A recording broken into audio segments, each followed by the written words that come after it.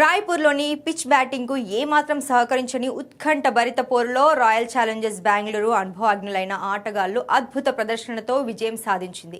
ఈ పిచ్పై దూకుడు కంటే నియంత్రణ, పవర్ కంటే టైమింగ్ ముఖ్యమని గ్రహించిన భువనేశ్వర్ కుమార్, కృణాల్ పాండ్యా ఆర్సీబీని విజయ తీరాలకు చేర్చారు.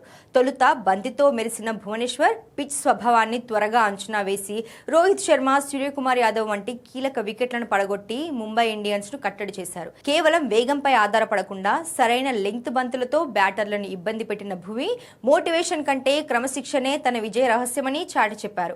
ఆయన వేసిన పొదుపైన స్పెల్ ఆర్సీబీకి గెలుపు పునాది వేసింది. ఛేదనలో ఆర్సీబీ 39 పరుగులకే 3 వికెట్లు కోల్పోయి కష్టాల్లో ఉన్నప్పుడు కృణాల్ పాండ్యా బాధ్యతాయుతమైన ఇన్నింగ్స్ ఆడారు. వికెట్ కష్టంగా ఉన్నా అనవసరపు షాట్లకు పోకుండా పరిస్థితులకు తగ్గట్టుగా బ్యాటింగ్ చేస్తూ ఇన్నింగ్స్ ను నిలబెట్టారు. మ్యాచ్ చివరి దశలో తీవ్రమైన కండరాల నొప్పులు వేధిస్తున్నా మైదానంలో పడిపోతున్న మొక్కవోని దీక్షతో పోరాడారు. కేవలం విల్ పవర్ తోనే తాను బ్యాటింగ్ కొనసాగించానని, జట్టు కోసం ఎంతటి వెదనైనా భరిస్తానని ఆయన నిరూపించారు. ఆఖరి ఓవర్లో భువనేశ్వర్ కొట్టిన అద్భుతమైన సిక్సర్ మ్యాచ్ కే హైలైట్ గా నిలిచింది.